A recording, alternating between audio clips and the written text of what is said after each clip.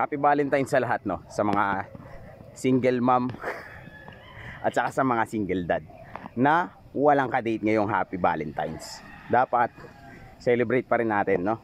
So guys, Happy Valentine's sa inyo. Celebrate nyo na lang together with your kids, no? Have fun, guys.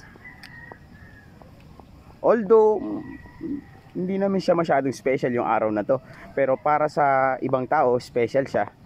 So, makikiselebrate din ako, no? So, Happy Valentine's sa inyong lahat. Happy Valentine's sa atin.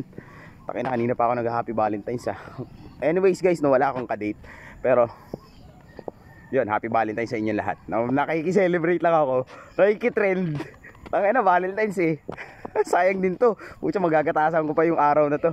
Yun, anyways, yun nga guys, no. Happy Valentine's sa lahat ng mga single mom at saka sa mga single dad dyan. Celebrate this special day with your kids, no? Enjoy lang, have fun. Yeah.